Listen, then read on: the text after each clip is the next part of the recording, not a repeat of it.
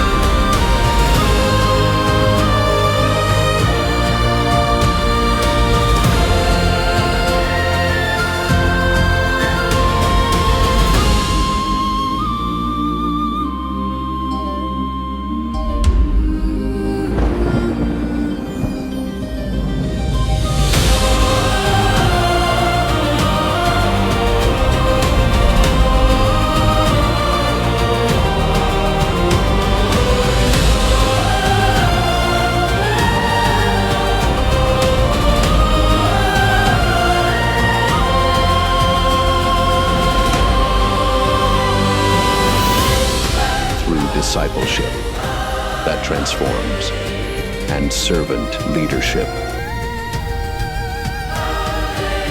With a new heart and new spirit.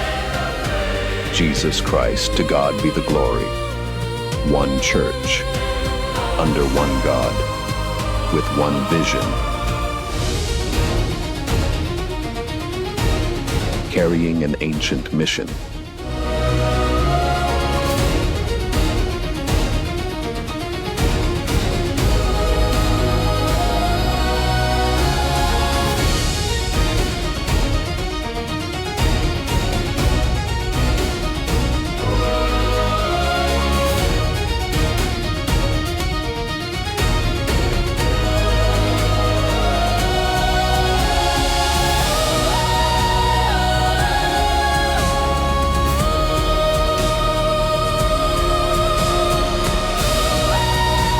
By the help of God, we shall fulfill our mission. By the grace and mercy of God, Jesus Christ, to God be the glory, remains.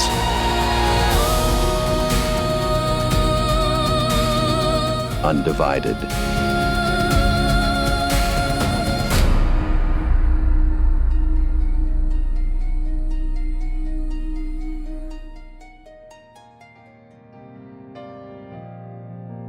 Magandang araw po sa inyong lahat at sa mga kapatiran po natin na sa Luzon, Visayas, Mindanao at sa mga international extension churches natin. Ganon din po sa inyong lahat na naka-online po at makikisang maghandog sa ating Diyos na buhay sa pamamagitan ng pagsamba, pasasalamat at sa pakikinig sa kanyang dakilang kalooban. Welcome po sa Friends Again ng Jesus Christ. To God be the glory. Amen. Praise God. Napakasayang tignan at nakakaligaya na ang mga anak ng Diyos na laging nagkikita at nagkakaisa sa iisang bubong, sa bubong ng Jesus Christ, to God be the glory, ay laging nagsasama-sama tuwing araw ng Sunday. Para ano? Para sama-sama natin itaas ang pangalan ng Panginoon dahil siya ang nagme-may-ari ng ating buhay. Amen. Alright, bago po tayo magsimula, magbasa po muna tayo ng ilang talata sa Biblia, Psalms 96, verses 4 to 7. For great is the Lord and most worthy of praise. He is to be feared above all gods. For all the gods of the nations are idols, but the Lord made the heavens. Splendor and majesty are before Him. Strength and glory are in His sanctuary. Verse 7, ascribe to the Lord, all you families of nations, ascribe to the Lord glory and strength. Amen. Praise God. Napakapalad natin. Dahil bakit? Sabi nga ganon, ng ating binasa na salmo, ang mga karatig nasyon, ang mga sinasamba nila ay Diyos-Diyosan. Pero tayo, ang sinasamba natin, yung gumawa ng langit at ng lupa na hindi mo nakikita. Hindi mo nakikita sapagkat Espiritu ang ating Diyos. Kaya mapalad tayo. Bakit? Pinili niya tayo para tayo po ay kanyang maging anak. Kaya ang sabing ganon, ibigay ninyong lahat ang inyong lakas sa pagpupuri sa ating Diyos na buhay. Amen. Sabi mo sa katabi mo, malakas ako ngayon. Kailangan malakas tayo pag nagpupuri tayo kay Lord. Baka mamaya dahil sa mga problema nyo, lalata-lata kayo, hindi kailangan ng Lord yan. Ang kailangan ng Diyos, mga sundalong malalakas, kahit na may sugat ka pa. Tingnan mo yung katabi mo, may sugat ka ba? Hindi mo yan makikita. Pero tinamaan niya ng bala. Pero nandito pa rin. Kaya mapalad tayong lahat. Amen. Yung natin na ating maulo, let us pray. O, dakila nga ba, maraming salamat sa inyo sa buhay na ipinagkaloob mo po sa amin. Salamat at nagpakilala ka sa amin, ang tunay na Diyos na gumawa ng langit at ng lupa. Kaya naman, Lord, sa umaga na to, binibigay namin lahat ang glory sa iyo at ang aming lakas, Panginoon, sa pagpupuri, pasasalamat sa iyong kahabagan. Kaya Ama, hinihiling namin na iunat mo ang iyong mapagpalang kamay at kaming lahat ay basbasan mo ngayon at ipatawad mo, O Diyos, anuman ang mga naging pagkukulang namin sa inyo, anuman ang mga naging pagkakamali namin, o anuman ang mga naging kasalanan namin. Tulungan mo po kami, Lord, na maging karapat-dapat ngayon na magbigay sa inyo ng parangal at tanggapin mo ang mga parangal namin sa inyo, Ama. Hinihiling namin na ibaba mo ang Espiritu Santo sa bawat isa sa amin, O Diyos. Higit sa lahat, pagpalain mo ang tagapangaral mo ngayong umaga na to. Walang iba kundi ang aming beloved pastoress, Lord. Gamitin mo siyang may double portion ng anointing mo ang ipagkaloob mo po sa kanya. At kaming lahat na nandirito, O Diyos, ay bigyan mo ng lakas para na sa ganon, mapuri ka namin ng buong kalakasan namin. Sa iyo po lahat ng kapurihan. In Jesus' name we pray. And everybody say, Amen.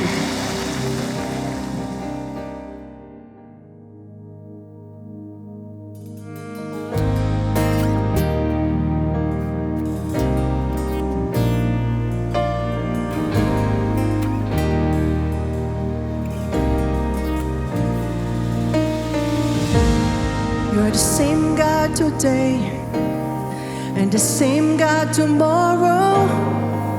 Help me see the victory you already see. Then let it be today what it will be tomorrow. When I've seen the victory you already see. Jesus, I believe.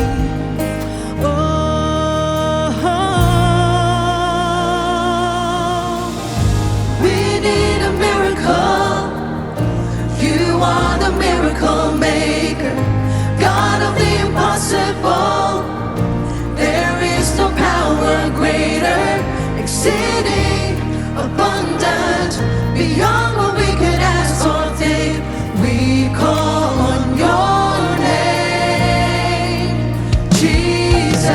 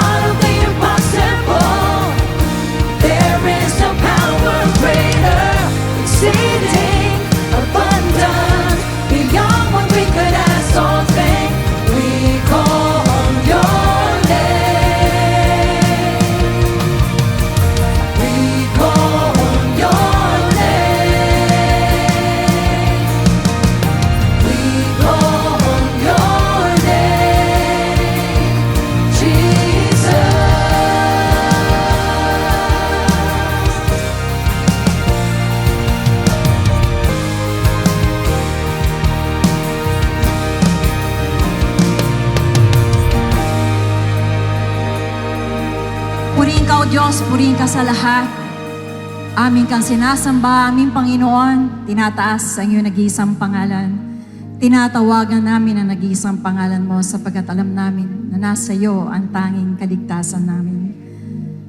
Kami, Lord, na nagsama-sama sapagkat, Lord, una sa lahat, kami nagmamahal po sa iyo, nagmamahal sa aming mga kapatiran. And Lord God, kami umaasa na iyong presensya, aming mga kasama, lalo tigit, Panginoon Diyos, sa iyong mensaya aming maririnig sa oras na ito, sa araw na ito. Magbuhos ka ng iyong kalakasan sa bawat isa at iyong presensya, Panginoon Diyos, punuin mo ang bawat isa. Pumasok po kami, Panginoon, and perhaps meron po kami, Lord, mga daladalahin. Pero dahil po sa inyo, isa-isa mo po itong alisin.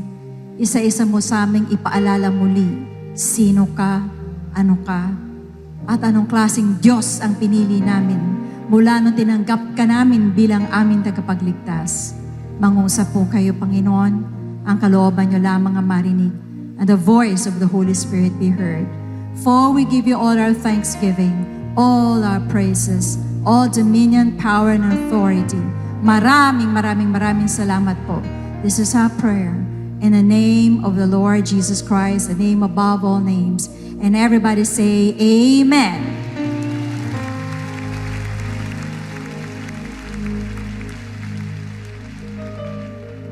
Isa po mapagpalang linggo po na umaga. Bago po tayo magsimula, sabihin po na natin sa ating katabi, God bless you. I am so happy seeing you. Bigyan po muna natin at regaluhan ng isang ngiti. And sa kabila naman, sabihin natin sa kanya, mabuti at nandito ka sa bahay panambahan ng ating Panginoon. Lagi nating inaawit ang We Need a Miracle. Hindi nyo ba napapansin? Sino merong nangangailangan ng miracle sa Panginoon? Yes, lahat, no? Sa iba-ibang aspekto po ng buhay natin ay naghihintay tayo ng milagro. And when we say miracles, mga kapatid, ay iba-iba naman pong level yon or iba-ibang definition sa atin or understanding of miracles. So ngayon po, bago po ang lahat, of course, I give honor first to the God omnipotent, our God omniscient, our God omnipresent. He is Yahweh in the Old Testament, and He is Jesus Christ in the New Testament. He is a God manifest in the flesh, and He is the image of the invisible God. And on behalf of Bishop Luis Santos and Pastor Norma Santos, I stand only under an extended authority. Maraming salamat po sa opportunity na makapaglingkod po sa Panginoon ngayong araw. Also would love to acknowledge lahat po na ating mga elders po, and ating mga diaconate, lahat po na ating servants, force leaders, workers, and all Jesus Christ, to God be the glory, members here and abroad, and all those following us online.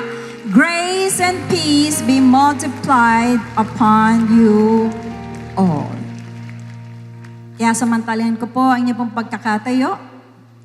Ang ating pong talata ay mababasa po sa Daniel chapter 3, verses 14 to 18. Nebuchadnezzar spoke, saying to them, Is it true, Shadrach, Meshach, Abednego, that you do not serve my gods, or worship the gold image that I have set up? Now, if you are ready at the time you hear the sound of the horn, flute, harp, lyre, and psaltery in symphony with all kinds of music, and you fall down and worship the image which I have made, good. But if you do not worship, you shall be cast immediately into the midst of a burning, fiery furnace. And who is the God who will deliver you from my hands? Shadrach, Meshach, and Abednego answered and said to the king, O Nebuchadnezzar, we have no need to answer you in this matter.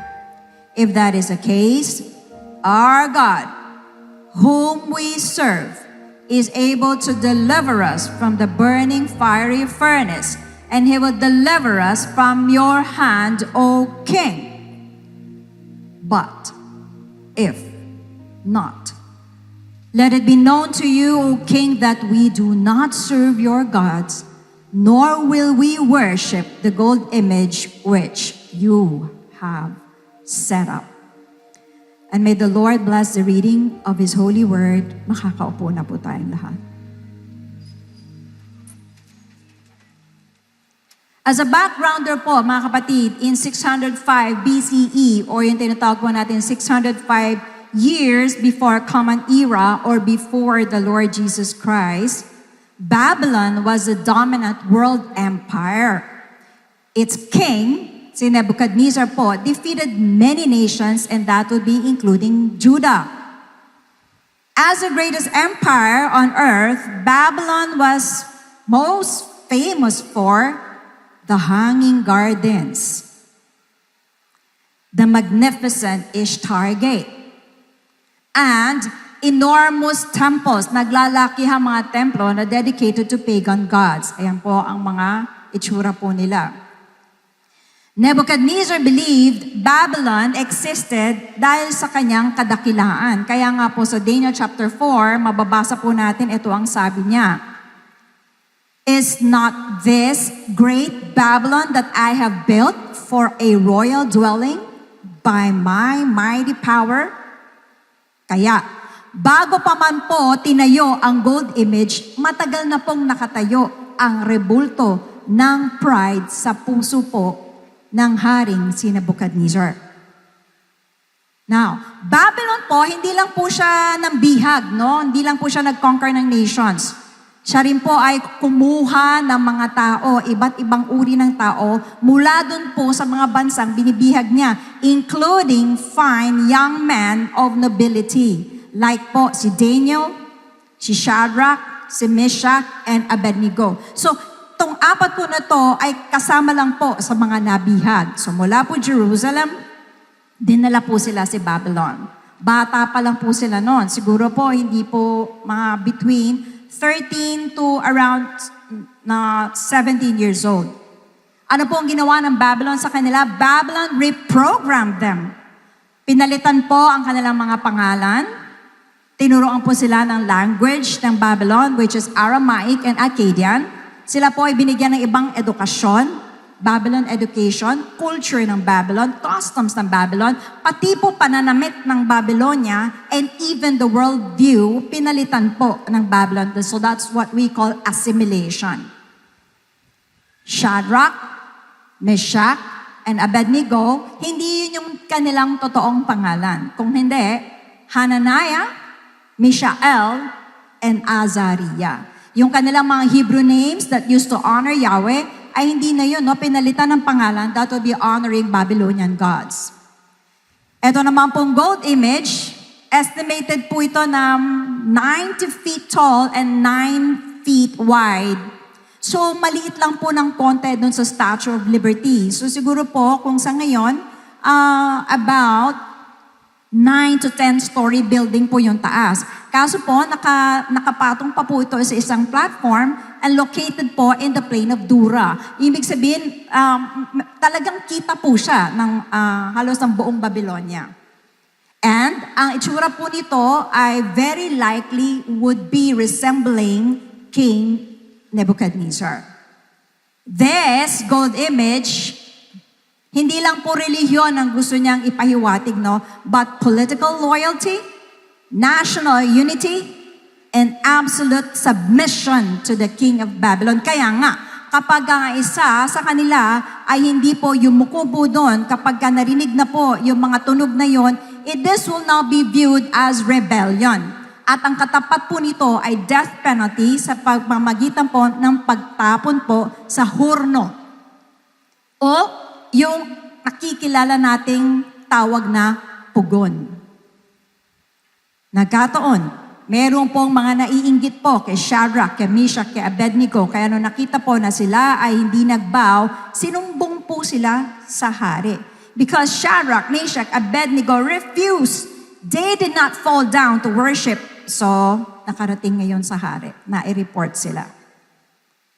Kaso po, sa harapan po ni King Nebuchadnezzar, hindi po magagawa ni Shadrach, Meshach, and Abednego yung nagawa o nasabi po ni young David sa harapan po ni King Saul. Ang sabi po ni David, "The Lord who delivered me from the paw of the lion and from the paw of the bear will deliver me from the hand of this Philistine. David was so sure.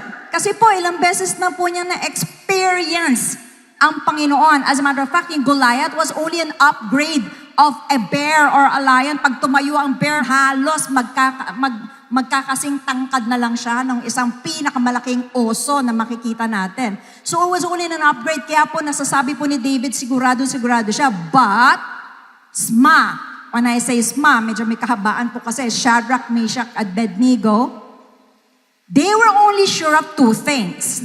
Number one, our God is able to deliver. First declaration. And God will deliver us. Second declaration. Ano pong dalawang declarations po nito? It's resting on the character of God. Nakasandal po siya sa karakter ng Diyos. At ano po ba ang karakter ng Diyos? Basahin po natin sa Psalms 34 verse 17. The righteous cry, and the Lord hears and delivers them out of their troubles. Another support, Psalms 91:14. Because He hath set His love upon me, therefore will I deliver Him. So ano ang karakter ng Diyos? Isa po ay, He delivers His righteous people from troubles. Classic. Marami po sa atin mga kapatid, ito po ang lagi natin sinasabi. We mention this every time that we are in trouble. The righteous one will be delivered from troubles. Kasi nakasandal nga din po tayo sa character of God. But the third declaration ay masasabi po natin the greatest declaration of faith in all Scripture. Kasi naglagay po sila ng plan B. So, ang plan A, ililigtasin na ng Diyos. Ang plan B, sige, tapon mo na kami dyan sa pugon. Yun po yung plan B nila. Well, understandable. Alam niyo po kung bakit? Some 20 years ago, nung sila po mga kapatid ay kinuha po from Judah, specifically Jerusalem, kasi sila po ay mga nakatira sa Jerusalem at dinala po sila sa Babylonia, wala pong pagligtas na nangyari. Hindi po sila iniligtas, binayaan lang po silang mabihag ng Panginoon. Kaya, meron silang kahit papanong, okay, may plan B. Baka mangyari ulit. Kaya din nila yon nasasabi. The third declaration now is yung, but if not, we still will not bow. Rest on the character, not of God, but the character of their faith in God. Yung faith po nila, hindi na po base sa kung kaya ng Diyos, God is able. Hindi na to base sa kung gusto ng Diyos, God is willing. Base po ito saan God is worthy of my praise. Siya lang ang pwede kong yukuan, luhuran. Hindi dahil kaya niya, hindi dahil gusto niya, and kung itong pag-disobey ko sa hari will cost us our lives, God, our God, not your gods, Nebuchadnezzar, not your gold image, Nebuchadnezzar, our God is only worthy of my worship. Dahil dito, mga kapatid, at pag ganito po tayo, pag tayo po ay naninindigan at tumatayo sa ating pong pananampalataya, dahil ang karakter po ng pananampalataya natin ay parang kay Sma, magagalit po at maraming magagalit, mapapersecute po tayo. Tandaan po natin yan. Pinainitan po ang hurno to the maximum. When you say 7 times, ibig sabihin maximum. Minadali po silang tinalian, minadali din silang tinapon dun sa loob, sa sobrang init, sa sobrang pagmamadali. Alam niyo mga kapatid, nasunog nga po yung mga kawal. Valiant soldiers. Nasunog, namatay sa pagtapon. Did God deliver the 3 in advance? No. God allowed them to the BFF. Painsabi natin BFF, burning fiery furnace. Why? Please listen very carefully. Because some hard stuff in life will still happen if only to increase our knowledge of God, so that we will know God and not just about God. For example, mga kapatid, si Mr. Ramon Ang, what do I know about him? What do you know about him? Siya po yung CEO of San Miguel Corporation. Isa rin po siya sa one of the wealthiest businessman in the Philippines. At alam din po natin na philanthropist po siya. Siya po ay nagdo-donate sa mga disasters. Siya po ay nag-fund ng marami pong student scholars. At siya rin po ay tumutulong sa marami pong mga healthcare projects. But have I experienced being one of Mr. Ramon Ang's beneficiaries? Naka-experience na ba ako nung lahat ng mga ginagawa niya? Hindi po. Have I personally spoken to Mr. Ramon Ang? Hindi rin po. As a matter of fact, I think if I even call him, no? Isa lang nang sasabihin niya sa akin, who are you? So, my knowledge about Mr. Ramon Ang, kumpara po sa experience ko sa kanya, ang laking diferensya. Ganon din po sa ating Panginoon, mga kapatid. Yung nababasa po natin sa Bible tungkol po sa ating Panginoon, na-experience po ba natin? The fiery furnace test is to increase that knowledge of God. Not academically, not in theory, not simply through theology, but experientially. At bakit po kailangang mag-increase? Even in chapter 2, muntik na silang mamatay dito, pinapapatay po sila ni Nebuchadnezzar dahil yung mga wise men ay hindi po nila ma-interpret o hindi nila malaman kung ano yung panaginip ni Nebuchadnezzar, pero humarang lang po si Daniel at sinabi ng Diyos kay Daniel yung panaginip kaya naligtas po sila, kasama po yung tatlo. Si Daniel po yung nagsasalita nun. At mula pa sa chapter 1, ang eksena po ay palagi pong si Daniel. Sa chapter 2, si Daniel din. This time sa chapter 3, kung mapapansin po natin, Daniel was not in the picture. Some scholars say, asa nga ba si Daniel ng oras na ito? He was on official administrative business, sabi po nila. But then again, nasa kanila po nakasentro ang chapter 3. Dito lang natin unang maririnig kung ano ang boses nung tatlo. Narinig natin si Daniel at nabasa po yung tatlo sa chapter 1. Narinig po si Daniel sa chapter 2, nabasa yung tatlo sa chapter 2. Sa chapter 3, out of the picture na si Daniel because this is for Shadrach, Meshach, Abednego's time to shine. Anong gagawin nyo? Wala yung pinaka-leader nyo. Because there will be times, kaya po tayo maitatapon sa furnace to personally experience God. Yung wala na si teacher, wala na si pastor, yung wala na nagpo-coach sa'yo, yung mag-isa ka na lang upang malaman ano ang gagawin mo. Parang tayo magkaroon ng testimony at hindi nakikitestimony po tayo para tumibay po tayo ng husto at ang ating paniniwala sa Diyos ay lalong lumalim sapagkat Diyos ng Diyos. May isa pong Christian business owner. Not so recent past, mga kapatid, hinahabol po siya. Pinagbabayad po siya ng 7 million. Kahit ano pong supporting documents ang binigay niya, ayaw po siyang pakinggan. Talagang hinaharang na po siya. Sabi, bayaran mo tong 7 million na to. Kung hindi, itong kaso mo ay dadali na namin sa Department of Justice. Sa Christian business owner na to, nagmistulang Red Sea ang kanyang harapan. At nagmistura pong mga Pharaoh's great Egyptian armies ang nasa likod niya. Hindi na niya alam kung anong gagawin niya. Subalit mga kapatid, kumilos ang Diyos, nagbilagro ang Diyos mula sa 7 billion mga kapatid, nagbayad na lang po siya ng 100,000. Sinara po yung kaso niya dahil nagmilagro ang Diyos. Sapagkat the God of Moses is a God of this Christian business owner. Isang Christian worker, andito rin siya, alam ko, nasa bingit din siya ng kamatayan, nanganganak siya, yung unborn baby niya at saka siya.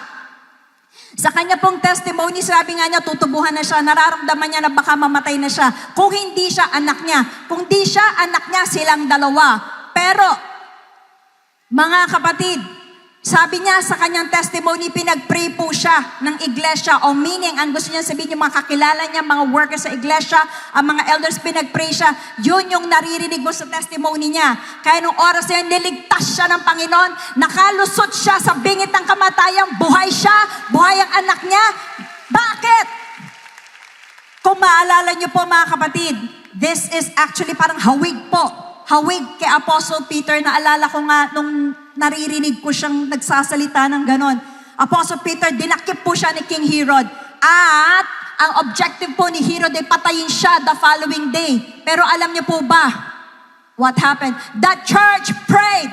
That was what the book of Acts was describing. The church prayed for Peter. Kaya nung gabi na yun, may dumating po na anghel. Iniligtas po si Peter, mga kapatid, nakalabas po siya at nakatakas siya. Kaya naalala ko, yung nangyari kay sister, ay yun din yung nangyari kay Peter because the God of Peter is also the God of this Christian worker. Pareho! You must know the lives we experience now may also be the lives of early believers in the Old and the New Testament, pero in different format, in different version. Kaya nga po tayo pinagbabasa. Dahil dito makikita po natin how we are gonna endure, how we are gonna withstand, how we are gonna go through, how we are gonna escape, how we are going to be victorious. Kaya lagi po tayong basahin mo Bible mo. Because the Bible is not a Marvel comic book na puno-puno po siya ng mga imaginary heroes o yung mga fictional battles. Ay, hindi po.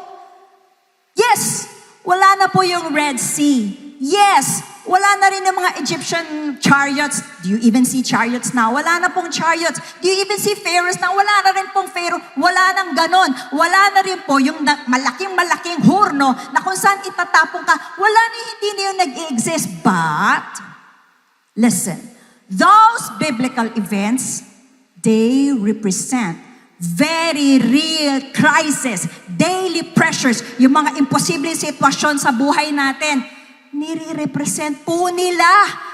At hindi po yan nandyan para tayo po i-destroy. This is because so that we may know God, experience God, and not just know about God. So keep trusting. Keep trusting. Because someone is walking with you in the midst of the fire. Sa verse 24, mga kapatid, nag-describe po ito, minadali din silang iligtas ng Diyos. The king Nebuchadnezzar himself, nakakita po siya 4 men walking in the midst of the fire, loosed, or tinatawag na unbound. The Bible says the fire had no power over them, at hindi sila nag-amoy sunog. They were fireproof. Supposedly, sila po ay nakabound, but they were walking freely. Supposedly, sila po ay sunog, but they were walking unharmed. Dahil hindi po sila 3. Sila po ay 4. So ngayon, tanong natin, ilan ka? Sasabihin mo, isa, hindi ka isa. 2 ka. Yung kaninang Christian business owner, hindi siya nag-iisa. 2 sila. At yung mag-ina, hindi sila 2. 3 sila. The Savior is always walking with us through the fire. You're not facing this fire alone. The Savior is with you. Isaiah 43 verses 1 and 2. Alam kong paborito natin ito. But now, thus says the Lord who created you, O Jacob, and he who formed you, O Israel, fear not, for I have redeemed you. I have called you by your name. You are mine. Wow. Trillions of stars, the Bible says, God knows the names of those stars. Ano pa kaya tayo? Alam ng Diyos ang pangalan mo. Alam nga niya kung ilan ang buhok mo. So kung alam niya ilan ang buhok mo, alam niya ilan ng nalalagas. Kilala tayo ng Diyos, I know you by name when you pass through the waters, God will be with you. This is very personal, I will be with you. And the thing is, ang sabi po, it's when. Ibig sabihin kapag. Hindi po niya sinabing if. Ibig sabihin kung. Pag sinabing kung, pwedeng mangyari, pwedeng hindi mangyari, pero pag sinabing when, it's just a matter of time. Kasi po, ang Christian life journey, hindi po siya walk in the park. The verse also sinabi na meron talagang tubig. There is water to pass. Hindi po niya sasabing no water to pass dahil meron. But fear not, for God is with you. This water. This is historical. Nung sinabi po ito ni Isaiah na pinapasabi po ito ng Panginoon, God was referring to the Red Sea. The crossing of Moses and 1,000,000 Israelites sa Red Sea. Pinapaalala ng Diyos sa mga kausap ni Isaiah 7 centuries after. Pinapaalala niya, when you pass through the waters, I will be with you. Bakit? Kasi nagawa na niya. Yung milagrong ginawa niya noon, 700 years plus ago, ay kaya niyang gawin. Kaya niya sinasabi. Kaya ano man ang sinabi ng Diyos, kaya niyang gawin in various ways nga lang because God's power never diminishes, nor will it ever. Hindi bababa ang kapangyarihan ng Panginoon. Minsan iniisip natin yung mga Old Testament miracles na to, sila ay obsolete na. Itong mga napabasa natin, historical events na nangyari na over 3,000 ago, nakaraang kasaysayan, tama po ba? Hindi po. Sabi nga po, di ba, history repeats itself. Di ba po natin naisip, kaya ng Diyos ulitin yon? Kung yun sa tao, sinasabi, well, history repeats itself. God can also repeat Himself because God is the repeater of history and the repeater of miracles. God's history can repeat. Bakit? Bakit po? Because God, He does not experience time the way we do. He does not live within the boundaries of time. Wala siyang oras. Wala siyang panahon. Ang sabi nga mga kapatid, dito sa Psalms 90 verse 4, 1,000 years, sa'yo, Panginoon, para lang kahapon. Kaya yung milagro ng Diyos noon, 3,000 years ago, 3 araw lang nakakaraan yun. So, sabihin mo, kaya niyang ulitin? Oo, kaya. Oo, kaya. Yung mga parang Red Sea mo, yung mga parang chariots na nasa likod mo, kayang hawiin ng Diyos para sa'yo, kaya. Because He does not live within the boundary of time. Timeless ang Panginoon. And through the rivers, they shall not overflow you. Historical. Nangyari na. After 40 years that Moses crossed the Red Sea, si Joshua naman, Joshua crossed the River Jordan. Wow. Joshua crossed the River Jordan. Alam niyo po ba, akala po ba natin yung mapayapang River Jordan, ang tinawid nila? Hindi po. It was not calm. The River Jordan was flooded.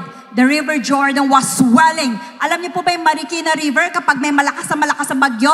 Ganon po yung itsura ng Jordan River nung tatawid po sila. Pero nung tatawid sila, pagtapak pa lang po ng mga Levita, doon po sa tubig, hinawi ng Diyos ulit ang tubig para naman kay Joshua. So can God repeat miracles? Can God repeat miracles? Yes! Because God is not bound by time. Eh, asa siya nakatali? Nakatali ang Diyos sa pananampalataya mo. Nakatali kasi. Pakawalan mo kaya. The God of Joshua is still the God of today. Kung inulit ng Panginoon para kay Joshua, yung ginawa niya para kay Moses, kayang ulitin ng Diyos para sa atin yung ginawa niya para kay Joshua. Historical. Eto na. Wala namang naghahabol kay Joshua. Magkocross lang siya. Joshua was what? Under a marching order to what? To conquer the land of promise. Kaso, meron siyang Jordan River eh. Tama po ba? Do you have a master plan? Do you have a goal in life? Yung meron kang kailangan gawin, sinabi na rin ng Diyos sa'yo, pinanalangin mo na, inaprubahan na ng Panginoon, humingi ka na ng godly counsel, at sinabi ng Lord, yes, kaya lang may Jordan River ka, wala namang humahabol sa'yo, pero meron kang Jordan River, thus says the Lord, cross the river! Fear not, for God is with you! Magkaibang senaryo. Wala naghahabol, pero may target si Joshua to conquer this promised land. Meron din kayong ganon. Meron kayong promised land. Naghihintay sa inyo. Pero ito, ang lakas ng agos ng river na to. Now God says, cross it, child of God. Cross it. Kasama mo ang Diyos. Huwag kang matakot. Huwag kang matakot. Because the God of Joshua is your God. Your God. Sabihin mo sa katabi mo, the God of Joshua is my God. My God. My God. Third. Same verse. Magkaibang timeline. When you walk through the fire, you shall not be burned, nor shall the flame scorch you. Eto. Wala pa po itong historical reference. Prophetic pa lang po. Promise pa lang po. Nangyari po ito after 120 years or so. Dumating na po si Shadrach, Meshach, Abednego. At ito nga ang ginawang pagliligtas ng Diyos sa kanila. Sapagkat sinasabi pa rin ng Panginoon sa atin, kung ano man ang sinabi niyang pagliligtas, wala pa mang example, kahit 100 years pa ang nakakaraan, darating at darating pa rin ang katotohanan sa salita ng Diyos. Ang Daniel chapter 3 po is the living color of Isaiah 43. Ginawa ng Panginoon na patotoong buhay, ang buhay ng tatlo sa loob ng hurno. Ano man sinabi ng Diyos, panghawakan mo kapatid, panghawakan mo parang awa na, sapagkat pag pinanghawakan mo, tinayuan mo, at you don't flinch whatsoever. Darating ang panahon, makikita mo yung katotohanan ng salita ng Diyos sa buhay mo, panghawakan mo. A prophecy, yes. A prophecy of protection. Sabi niya, yes, water, check. Rivers, yes, check. Fire, Lord, wala pang fire. Now comes Daniel 3. Ginawa ng Diyos yung fire na kung saan niligtas niya yung tatlong anak niya. Naulit po ba? We give some historical accounts. Yes, Polycarp. Approximately 155 to 167 AD, Anno Domini. An early Christian martyr, Bishop of Smyrna, a disciple of Apostle John. Polycarp was sentenced to be burned alive but not consumed by flames. Sinasabihan po siya, deny Jesus Christ. Deny, Bishop Polycarp, deny Jesus Christ. Ito po ang sinabi niya, and this has been recorded traditionally. 86 years have I served him, and he has done me no wrong. How can I blaspheme my God who saved me? Paano ko sasaktan ang Diyos ko? 86 years, walang ginawang masama sa akin ang Diyos ko. Paano ko siya tatalikuran ngayon? Paano ko siya i-deny? So, he was then sentenced to be burned. Alam niyo po ba what the records were saying in the martyrdom of Polycarp? Habang po siya, he was tied to a stake, sinusunog. Ano po ang nangyari dun sa apoy? Lumobo po yung apoy. Lumobo na kung saan lumayo sa kanya yung apoy. Hindi po nadapuan ng apoy ang kanyang balat. At sabi po ng record, nagmukha pong ginto ang itsura ng balat niya. At sabi po ng record, nangamoy po siya ng isang fragrant incense. Habang nangyayari yun, ang bango-bango ni Bishop Polycarp nung oras na yun. So, inulit po ba?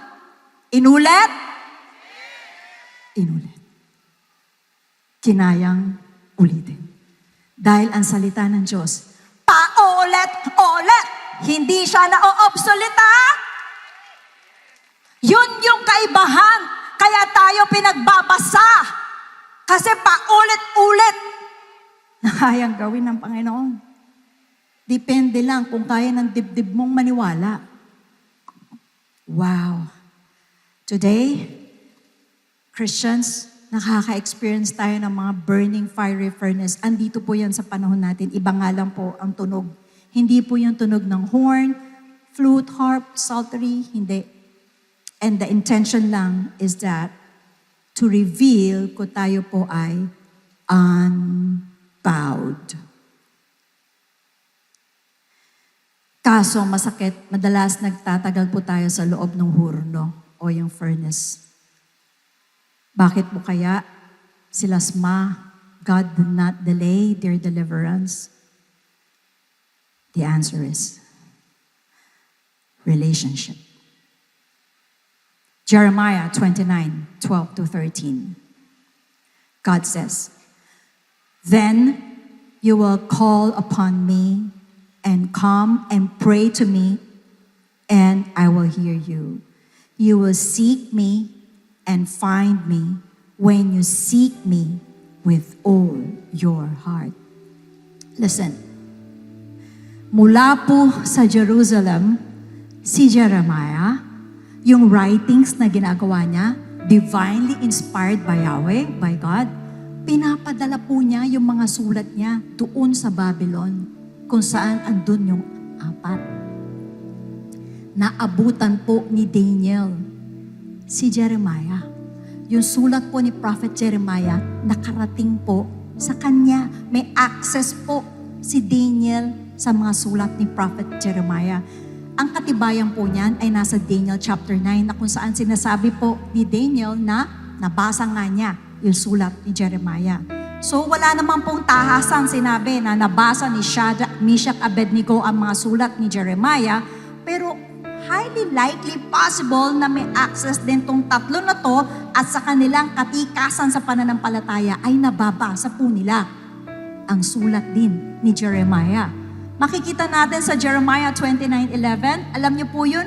Ang sabi ng Diyos, "For I know the plans I have for you, plans to prosper you, not to harm you, plans to give you hope and future." Aba, isunulat po to, alam niyo po para kanino? Sa mga exiles in Babylon. Sinulat para dun nga sa mga kagrupuhan nila Daniel, kasama si Shadrach, Meshach at Abednego. So, yung pong pagtawag sa Diyos, pagpunta sa Diyos, coming to God, praying to God, seeking God, finding God, dito po sa 3, natural na lamang. Alalahanin natin, kasama po sila ni Daniel. Hindi sila kumain ng pagkain ng hari. Hindi sila uminom ng wine ng hari. Sapagkat pagtapak pa lang po nila sa Babylon, meron na po silang tinatayo ang consecration. Yung paghihiwalay. Bata pa lang, teenager pa lang, andun na po ang matibay na kanila pong paniniwala na hindi namin kakainin yan. Bakit? Sapagkat yung mga pagkain na yan, they were believed to be ceremonially unclean. Mga inoffer po sa pagan idols, kaya ayaw nila Daniel kainin. Pangalawa, chapter 2. Silang 3 din po ang kasama po ni Daniel. Nung papapatay na po ng hari ang mga wise men, sila rin po yung kausap, yung companions ni Daniel. Sino si Daniel? Isang matuwid na lingkod ng Diyos. Makikita natin si Shadrach, Meshach, Abednego. Network pa lang. Hindi sila umasa, silang 3. hindi sila umasa sa mga bagong newfound friends nila. Mataas po ang posisyon ng tatlo na to. Definitely nagkaroon na sila ng mga kaibigang mga matataas din sa posisyon. Hindi sila nagpalit ng kaibigan. Si Daniel pa rin, bagamat binago ang pangalan, binago ang suot, binago ang pananalita, binago pati kultura, pero yung koneksyon nila, hindi nila binabago. Andun pa rin ang koneksyon nila sa Diyos at andun pa rin ang koneksyon nila sa mga lingkod ng Diyos. Hindi sila nag-iwanan. They remain unbound after almost 20 years of captivity. Unbound. Kaya nila sinabing, even if God will not deliver us, we still won't. Dahil sobrang tiwala sila sa karelasyon nila. Tiwala sa karelasyon nila. Kilala nila ang Diyos nila. Dahil sila yung mga lingkod ng Diyos. So sabi nila, the God whom we serve is able, will deliver. They already knew God. Kilala na nila ang Diyos bago pa nila nakaharap ang pugod na yan. So, bakit nga po hindi nag-delay ang Diyos?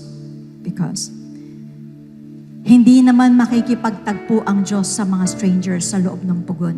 Makikipagtagpo ang Diyos sa kanyang mga lingkod na kilala na niya.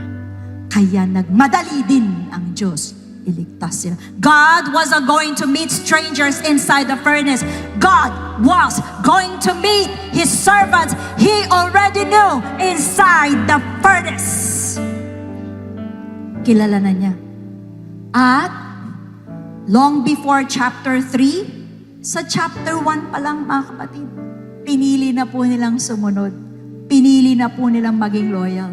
Ang masasabi nga lang po natin ng but if not, kung ganitong klaseng relasyon meron tayo sa Diyos.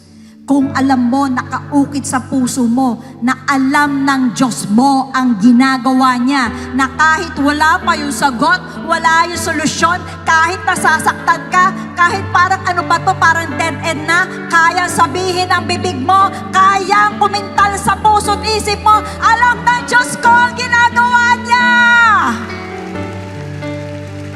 Na-reject ka, hindi mo nakuha, isa lang sasabihin mo, alam ng Diyos ko ang ginagawa niya. Nag-fail ka, sasabihin mo, alam ng Diyos ko ang ginagawa niya. Etong promise na to, hindi mo makuha, alam ng Diyos ko ang ginagawa niya. Ito ang nangyari sa'yo, alam ng Diyos ko ang ginagawa niya. Ganong klaseng pagtitiwala. Your faith is not based on the promise of God, but your faith is bound and dependent on the will of God.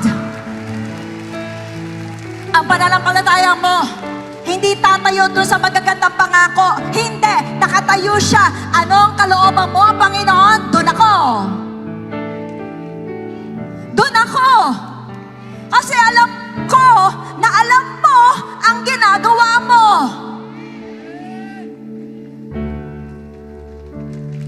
That is the faith of Shadrach, Meshach, Abednego. Alam ng Diyos ang ginagawa niya. That settles it. End of discussion. Subalit tayo po. Alam po ba natin ang ginagawa natin? And we may be saying, God is able, God will deliver. And of course, we keep on saying it. Pero na-frustrate tayo because maybe, just maybe, na-overlook po natin yung one condition na foundational po sa deliverance from fire. As why would the Lord go with us sa fire? Relationship. Why would He deliver us from the fire? Relationship. The question is, what kind of relationship? It's sacred relationship. Stronger than fire itself. Sacred relationship. I'll give one of the best examples. The crown of thorns. This is traditionally believed to be Christ's crown, sabi. Pero alam niyo mga kapatid, marami pa pong debate dyan. But this was saved during the 2019 devastating fire in Notre Dame Cathedral in Paris, France. Nagkaroon po ng napakalaking sunog sa France kung saan po nandun po nakatago ito. Alam niyo po kung ano nangyari? Sandamakmak po ng mga firefighters, policemen, yung clergy nila, yung mga pari po nila, yung mga cathedral staff, even high officials, alam niyo po, para po bago makarating po yung sunog kung saan nakatago itong mga ito, hindi lang naman siya, pero isa lang po siya. They formed a human chain.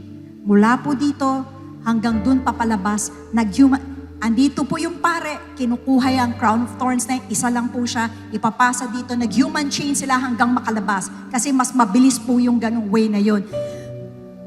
They risk their lives just to save this crown of thorns. Because para sa kanila, this is called relic. Relic. Our sacred relationship is like a relic. Reliquia. A relic is a sacred item associated with a saint, a martyr, or a holy person. Ito po ay venerated. How are they venerated? Binibigyan po yan ng maximum protection. Iniingatan, niluluhuran, niyuyukuan, hinahalikan sa madaling salita, sinasamba. The honor is directed to the holy person, to the saint, or to God, rather than worshiping the physical object itself. Yan po yung definition niya. Pero hindi po tayo maaaring may ganitong physical relic. Magagalit po ang Diyos sa atin. Kaya ang meron po tayo, yung tinatawag nating spiritual relic. At yan po yung ating relasyon po sa Diyos. Ang relic, hahamakin mo ang lahat. Maligtas mo lamang. Alam niyo po sa sobrang halaga, yan po yung unang-una, yung top priority na ililigtas po kapag may sunog, may lindol, may kalamidad. And when we say relic, hahamakin ang lahat para maipaglaban lang siya, para maingatan siya, para mapangalagaan siya, para maproteksyonan siya. Hahamakin ang lahat para masunod mo lang o maprioritize mo siya. Gagawin ang lahat para wag lang ito mawala, wag lang ito manakaw, o maagaw, o kung mawala nga, gagawin mo ang lahat para maibalik siya. Gagawin mo ang lahat para wag siya masira, para hindi siya masaktan. Sacred!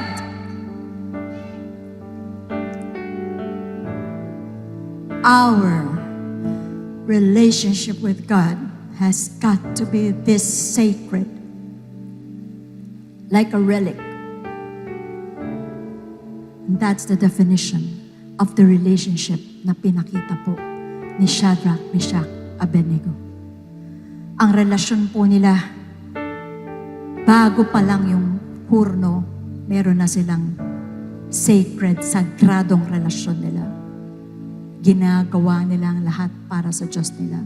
The ultimate test of faith nila, kaya sila remaining unbowed because of the sacred relationship with God makes the three unbowed in the furnace. Yung mga private devotions natin, how sacred? O lagi may kaagaw? Yung consecration, pag sinabi pong consecration, yung mga bagay na iniiwasan natin, how sacred? Yung pag sinabi pong sanctification, yung mga bagay na pinipigilan natin gawin kasi pag ginawa natin, masasaktan natin yung Diyos. How sacred. Yung meditation natin, ng isip natin, sabi ng Panginoon sa salita niya, think about lovely good reports. Pero anong meditation meron tayo? Fear, anger, bitterness. So how sacred. Yung fellowship with the Spirit of God, fellowship with the saints, how sacred. O mas madalas ang ka-fellowship po natin ibang tao. Yung strong conviction natin na kung saan nagagawa po ba natin yung mga ayaw ng Panginoon. Kasi nandun si pastor, kasi nandun si elder, kasi nandun po si ganitong teacher, paano pag wala na siya? How convicted are we? May audience, walang audience. Yung relasyon po natin sa Diyos, how sacred. Relic. Shadrach, Meshach, Abednego, bago pa po humarap sa hari, mga kapatid, they already bowed before God. Mas nanaisin pa nga po nilang mamatay kaysa saktan nilang Diyos at masira ang relasyon, katulad ni Polycarp. Alam niyo po, naisip ko nga, if the second highest ranking government official in the Philippines, kilala niyo po kung sino siya, she could say she is unbowed. Maring may pinaglalaban siya. Lalong higit tayo bilang anak ng Diyos na dapat lang po natin ipaglaban ng Diyos na mga Diyos, kasi hindi siya isang bagay na intermission o isang paningit, siya po yung major act. Kaya nga nagkaroon din ng public test sa Pugon para ma-reveal na po kung anong klaseng relasyon meron tayo in private. And the furnace will only expose yung relationship with God kung ito ay isang relic o isang simpleng figurine na iiwan natin kapag aandyan na po ang apoy. Kasi wala namang halaga. So dear brethren, seriously think about it. Marami po sa atin, gusto natin ng milagro ng Daniel 3. We want the fourth man in the fire. We want testimony, but very few want the consecration of Daniel chapter 1. Very few would do conviction of chapter 2. Very few are willing to build that sacred relationship with God nung wala pa ang apoy. Very few. That is why, pag nakaharap na po natin ang furnace, marami pong believers, we panic and we even lose faith because ni-reveal lang nung fire the kind of relationship na meron tayo in private. God had not changed. God had not changed. Siya pa rin yan. But because ang relationship natin has never been sacred, has never turned to relic, kaya hindi po lumalabas yung God of Moses, God of Joshua, God of David, God of Peter, hindi makalabas-labas because our relationship has not turned into a relic. Pangwakas. Daniel chapter 3, verses 29 to 30. Therefore, I make a decree, sabi po ni Nebuchadnezzar, that any people, nation, language which speaks anything amiss or anything against the God of Shadrach, Meshach, and Abednego shall be cut in pieces, and their houses shall be made in ash heap. Because, ito na po sabi ni Nebuchadnezzar, there is no other God who can deliver like this. Verse 30. Then, the king promoted Shadrach, Meshach, Abednego in the province of Babylon. Ang greatest miracle po ng Daniel 3, hindi naman po yung nakalabas lamang po yung tatlo, doon po sa Horno. Hindi rin po yung na-promote po sila pagkatapos nun. Byproduct lang po yun.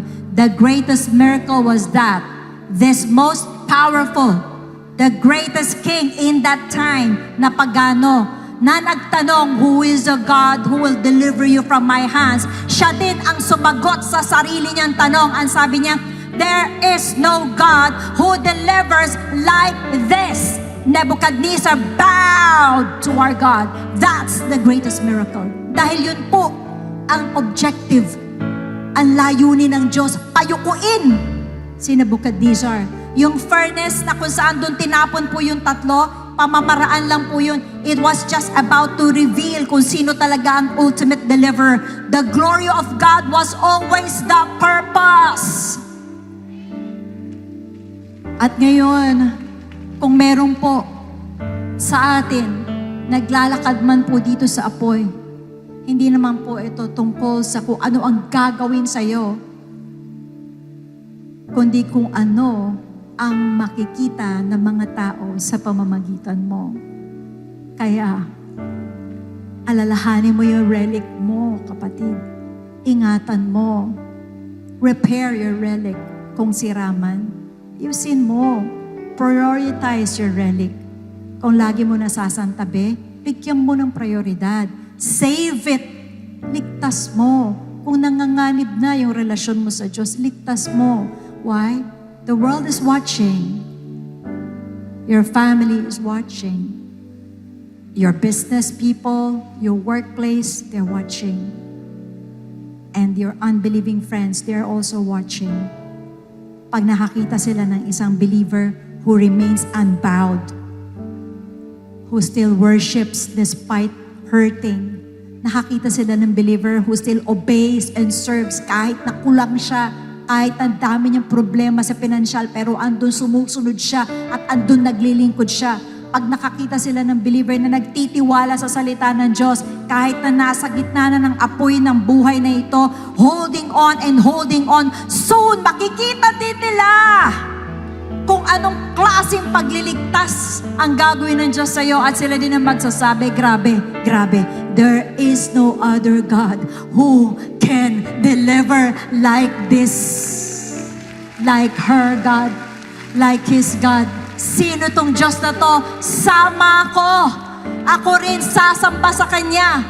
Because the God of Shadrach, of Meshach, and Abednego, He still is the God of today. Our Savior. So mangyari lamang po.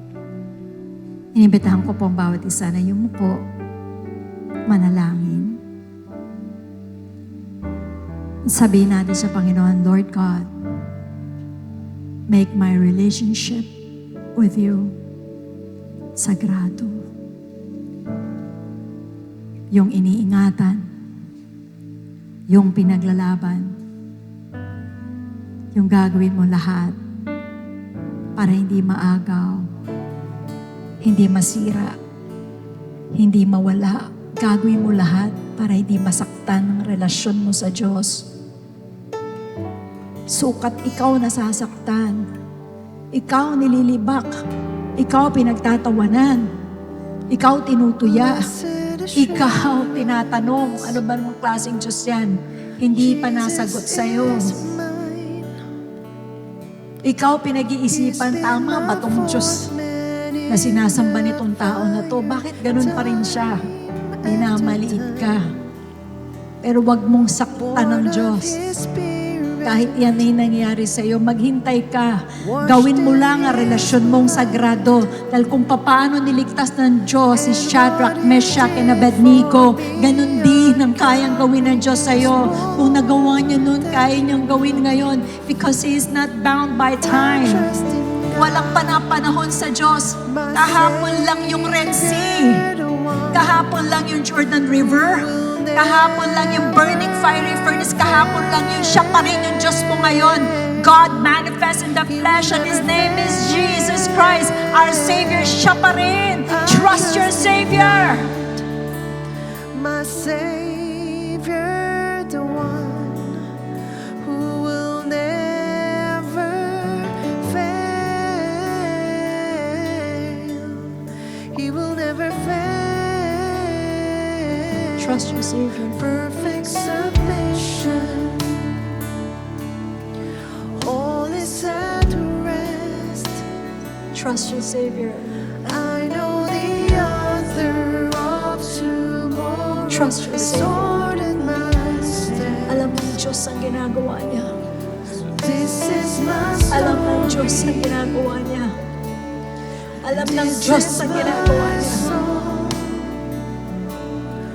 I'm praising my risen King and Savior. Maaari po ba natin hilingan ating po mga elders diaconate upang ipanalangin ang I mga trust in God, kapatiran.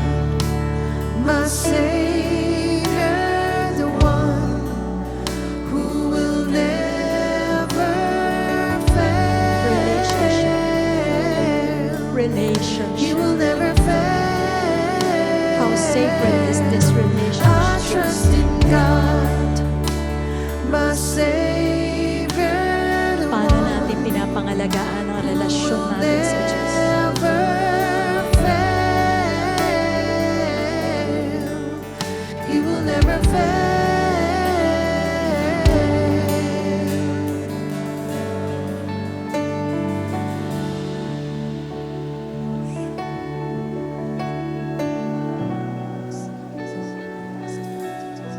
Keep praying. Keep asking God. Keep asking.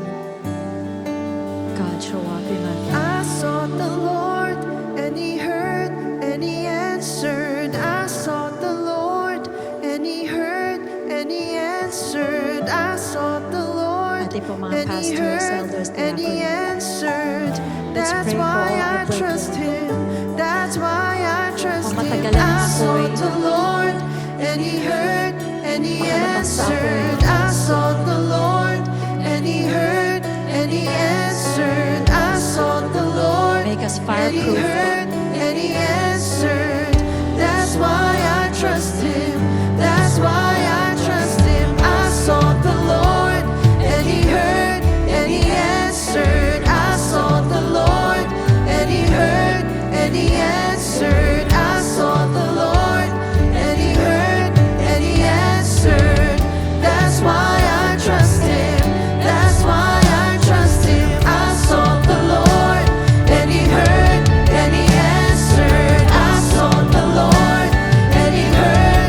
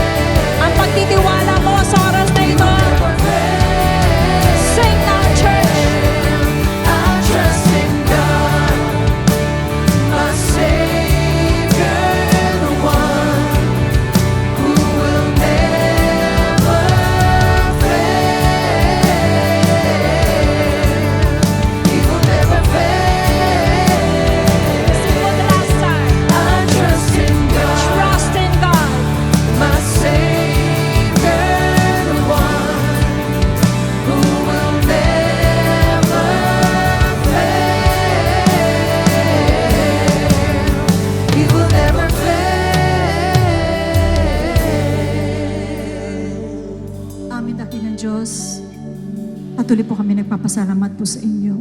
Salamat po sa inyong banal na salita.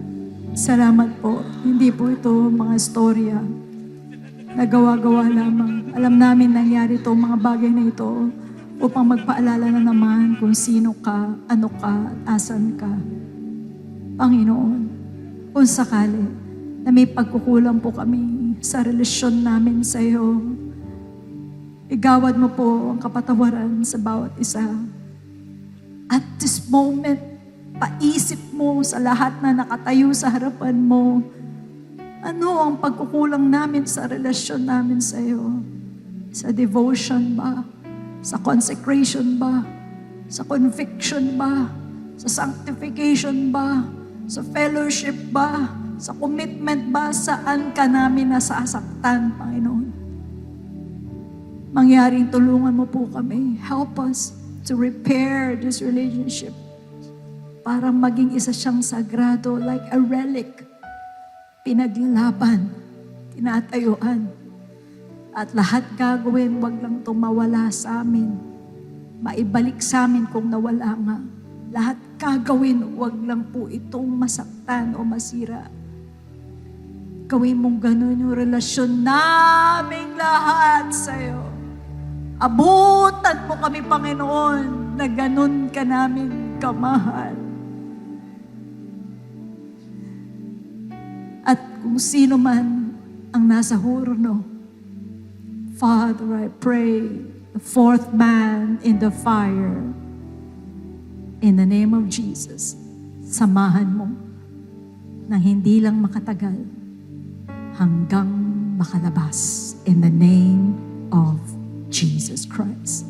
Deliver us, O God, from the burning fiery furnace. Thank you for holy presence. Thank you for holy presence. Thank you for your word. All glory, thanksgiving, praises, honor, dominion, power, authority, they only belong to you, God, the God who delivers such as this. In the name above all names we pray. Everybody say, Amen. Maraming salamat po sa lahat. God bless you all. To God be the glory. Akin po tinatawagan ang ating pong mahal na Bishop.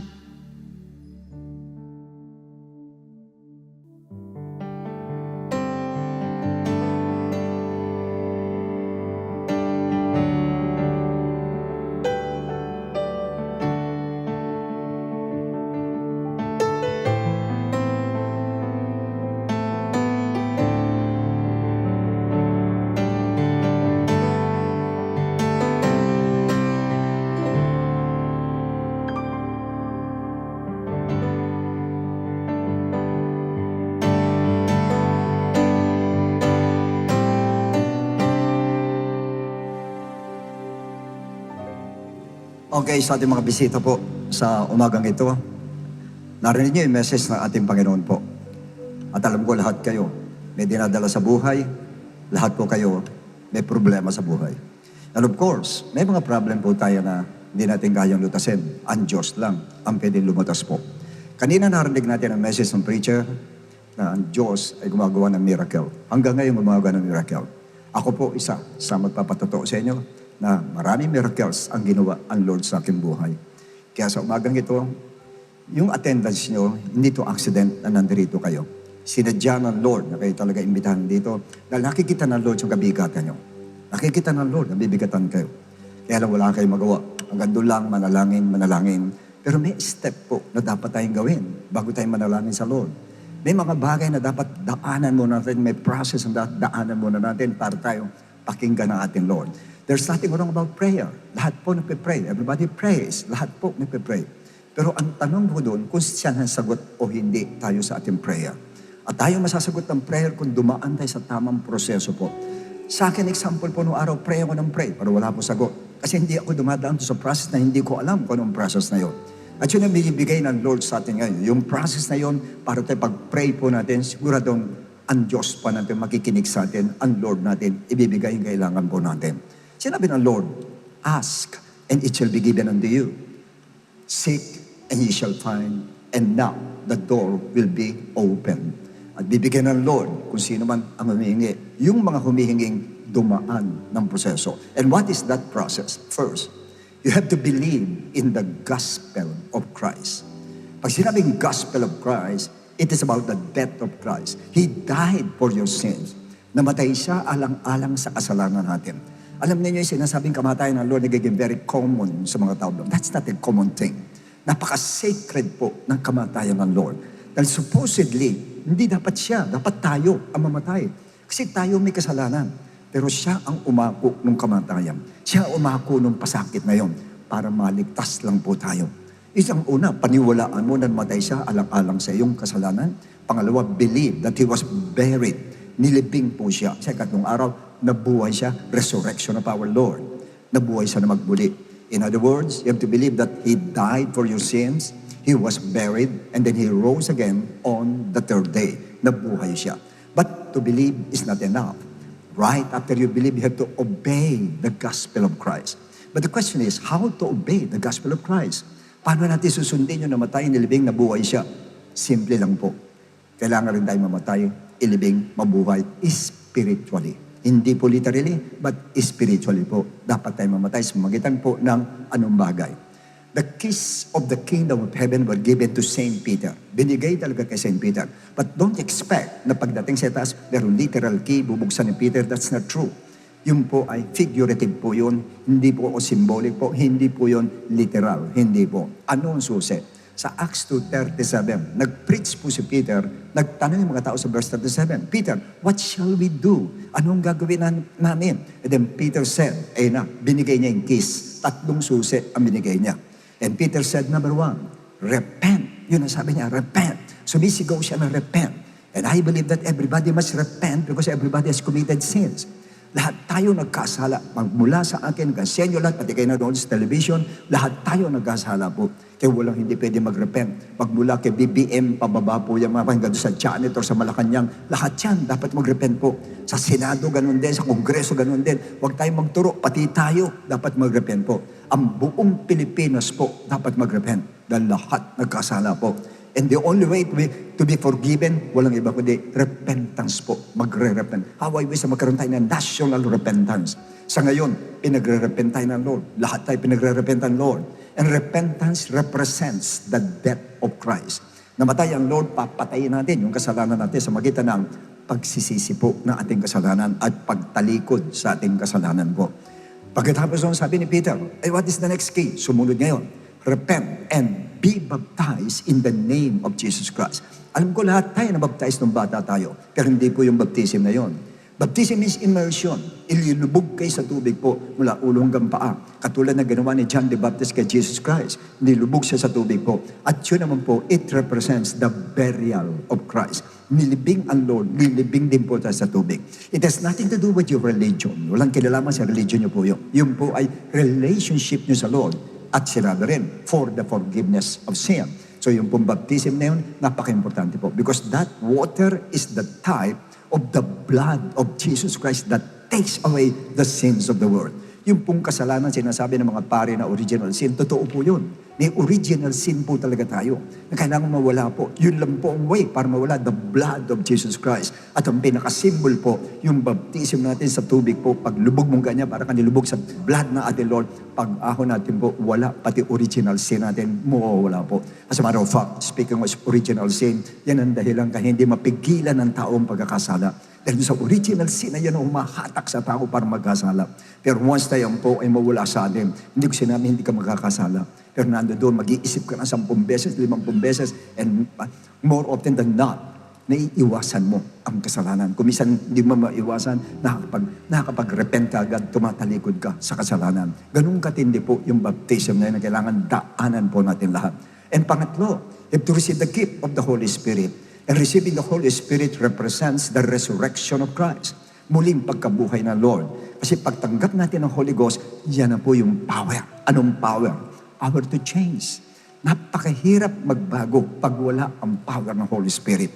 Nakita mo, di ba, nung araw tayo, gawa tayo ng New Year's resolution. Hanggang ngayon, gumagawa kayo niyan. Alam ko, hindi na ako ganun, hindi manini, ganun, hindi ganyan. Pero for 2 days, 3 days, after 3 days, balik ulit tayo sa dati. Why? Walang power. But once na nabaptize ka ng Holy Spirit, grabe po, ang lakas ng power ng Holy Spirit para i-refuse natin yung ganyan, i-refuse natin ang vices, i-refuse natin ang sin, i-refuse natin yung mga bagay na hindi maganda. Kasi may power na tayo. Nandun na ang Holy Spirit sa atin.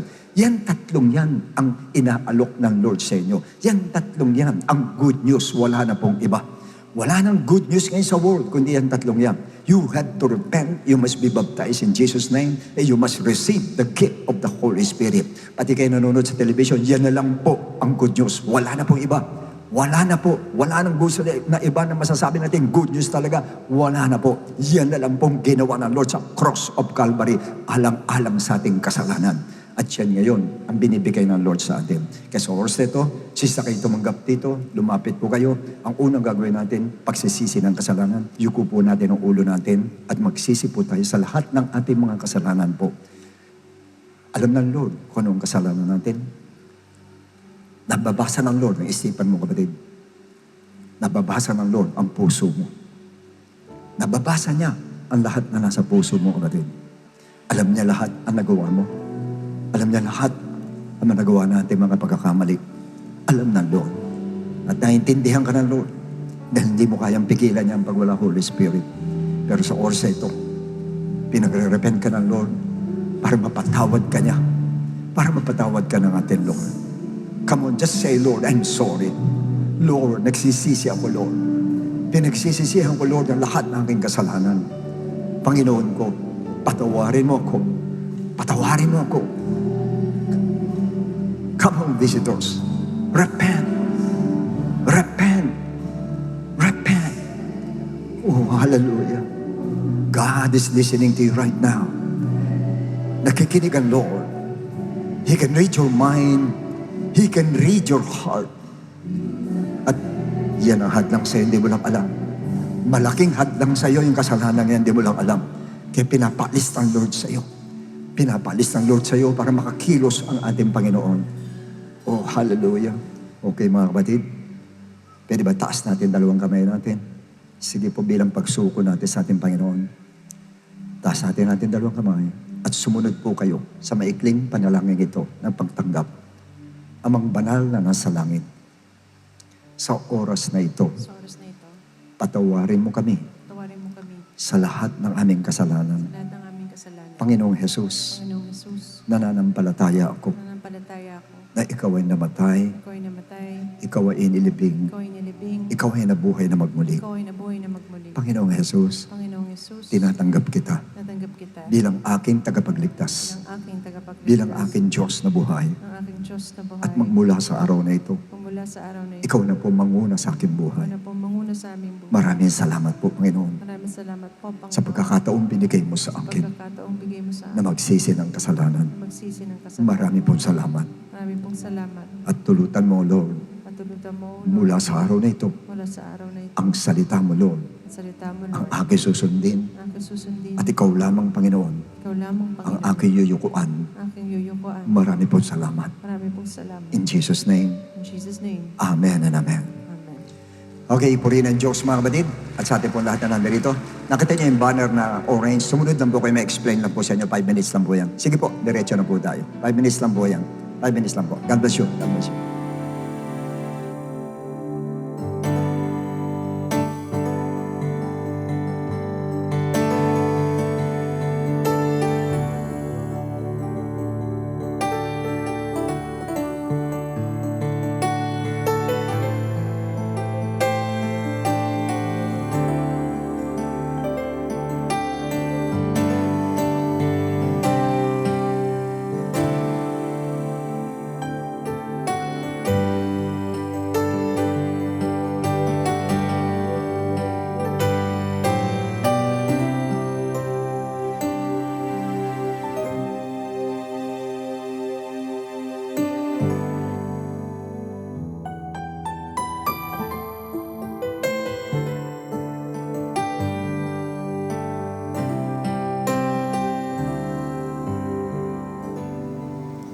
Alright po, isang palakpak lang po sa ating Panginoon.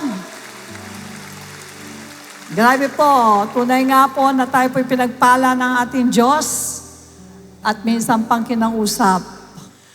Alright, ngayon po tayo po idadako sa ating offertory, Psalms 96, verse 8, Ascribe to the Lord the glory due His name, bring an offering and come into His courts. Every time po na tayo po ay dumadalo sa gawain ng Panginoon, talaga meron tayong espesyal na tinatabi sa ating Diyos. Meanwhile, for complete details of our online giving, please refer to the ways and means to give sa naka-flash po sa ating screen. Maraming salamat din po sa mga kapatiran walang sawang sumusuporta sa ating mga gawain. Also, let's be in one accord for our next congregational fasting and prayer happening on July 25, Saturday, 9 a.m. at Star Mall EDSA Show Trade Hall. And to all achievers, Business for Christ, continue to be involved at the ABC Interactive Discipleship. The next session is happening on July 29, Wednesday, 7 p.m. at Steel World Tower Events Place. Registration fee is 1,000 pesos per head. And to all servants force na may kulang pa sa ministry policy orientation, please block these dates for the catch-up. Part 1, July 20, Monday. Part 2, July 22, Wednesday. Part 3, July 27, Monday. And Part 4, July 31, Friday.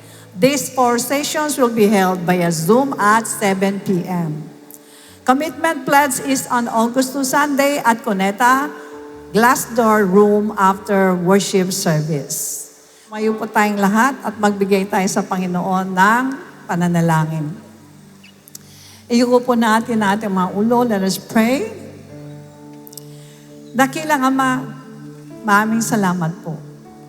Tunay nga po na very timely itong tinuro mo sa amin through our beloved pastores. Marami po sa amin, Lord, na hindi ganong naugatan ang pananampalataya. Napakababaw lang ng relationship kay Lord. Ngayon, tinuro mo sa amin na kung yung mga relic na yon ng mga Katoliko, iniingatan nila, what more ang pinaka-relic namin ng aming relationship sa inyo, pakaingatan namin. Nagbigay ka ng magandang halimbawa si Shadrach, Meshach, Abednego. Kahit ano ang marinig nila na gagawing harm sa kanila, hindi din nila pinagpalit ang kanilang relic, ang kanilang relationship sa inyo.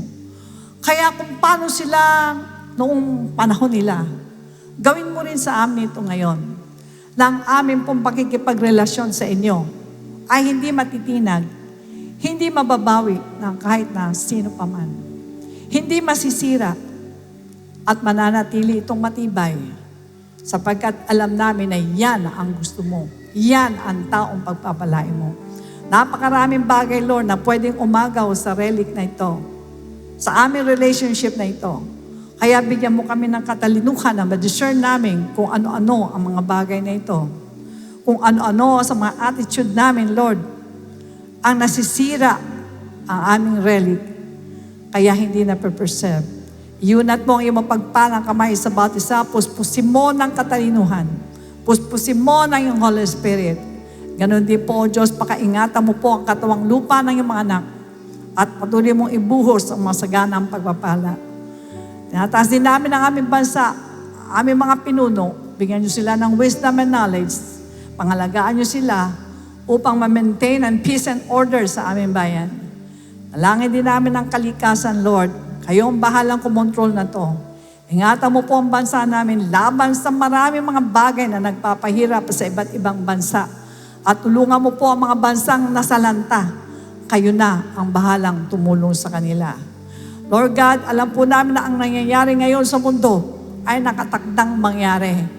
Kaya't ingatan mo ang bawat isa, Lord God. Panatilihin mo, Panginoon, ang aming relationship sa inyo, which is our relic in our faith, Lord. At hinaasahan po namin na hindi mo po kami pababayaan. Ingatan mo ang lahat ng mga tao na lumapit sa harapan na huwag maagaw ang pananampalataya na to. Ang relationship nila sa inyo, magpatuloy po sila, basbasan mo sila, basbasan mo rin ang lahat ng kaloob ng iyong mga anak. Sa iyo po lahat ng kapurihan. In Jesus' name we pray. Everybody say amen. Praise God. The Lord bless and keep you and make His face shine upon you and be gracious to you. I'll lift up His countenance upon you and give you peace. God bless you, and to God be the glory.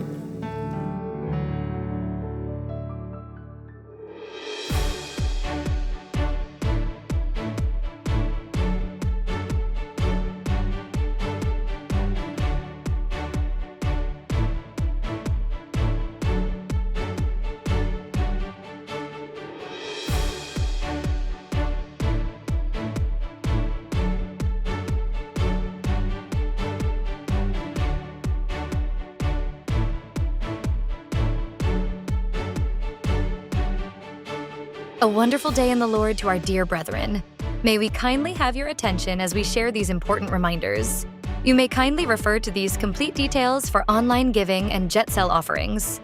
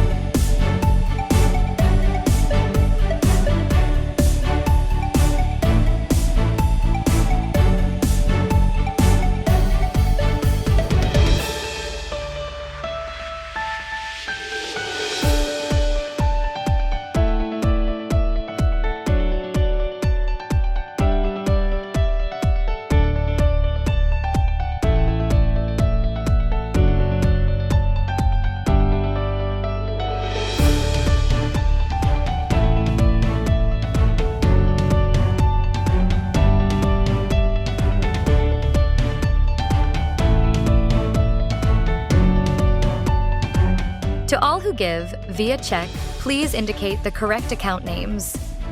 Checks payable to Project G-Code. Account name, Project G-Code Ministry. Checks payable to Tithes. Account name is Jesus Christ to God be the Glory Church International Incorporated. Para sa mga gustong magpa-schedule ng baptism or one-on-one counseling, maaari po kayong makipag-ugnayan sa amin sa mga numerong nasa screen or mag-message sa aming official Facebook page.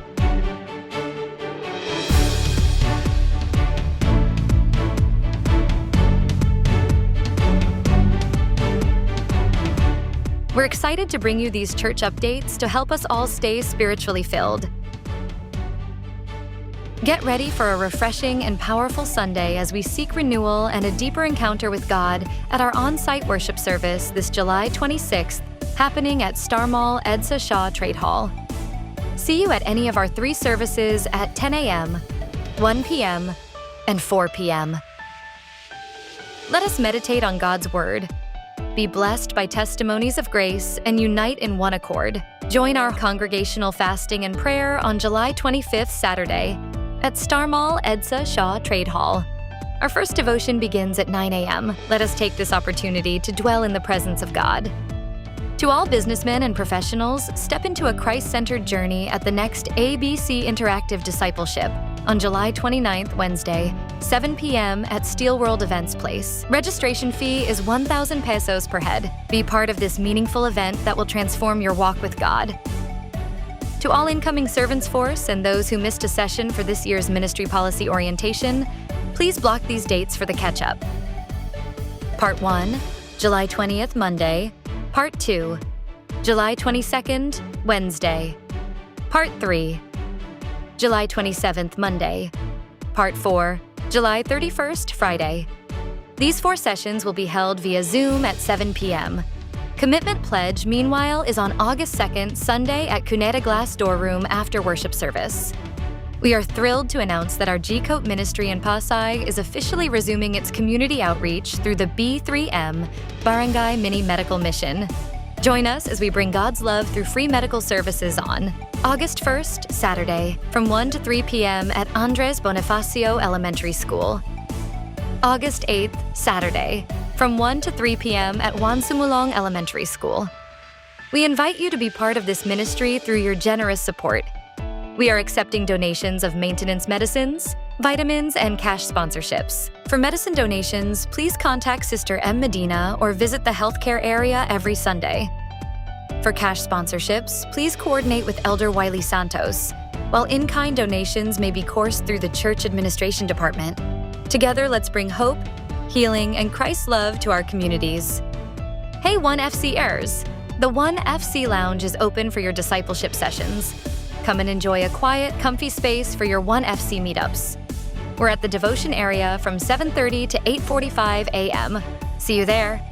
The One Following Christ discipleship program goes digital. Like, follow, and support our official 1FC pages on Facebook and Instagram. Find us at @1FC Discipleship, and let's begin sharing our mission on a worldwide platform. Stay connected with us, follow JCTGBTG social media pages today, and help boost our online presence. Subscribe to our official YouTube channel. Don't forget to comment, share, and like our online preaching and Infinite Devotion music videos. Connect with us on Facebook and Instagram and discover meaningful quotes and messages by following us on X and Threads. Follow the official TikTok accounts of our church and Infinite Devotion for more inspiring content. We're also excited to introduce our broadcast channels on Facebook and Instagram. Stay updated on the latest church events, announcements, and reminders. Just scan the QR code to join. New name, same devotion. Infinite Devotion is here to bring inspiring songs to your ears as we offer fragrant worship unto our infinitely powerful God. Listen to and follow Infinite Devotion on your favorite music streaming platform. We are delighted to present Infinite Devotion Covers, Volume 1, a collection of praise and worship songs performed by our church's homegrown worship team. Save these songs for your personal worship time and add them to your worship playlist. You may also listen to Infinite Devotion on Shuffle TV, A to Z, Channel 11, Monday to Friday at 5 a.m., Saturday and Sunday at 6 a.m., Light TV Channel 33, Monday, Wednesday, Friday at 12 o'clock noon, Saturday and Sunday at 6 p.m. Listen to Infinite Devotion on One Radio. Put your God-given gifts to work for His glory. Join the Servants Force today. Volunteers and SF workers are especially needed for the Comrades team. Sign up via the QR code, website, or at the info area every Sunday. We are now hiring. We are looking for qualified applicants for the following positions. Interested applicants may send their resumes to HR department at jctgbtg.com.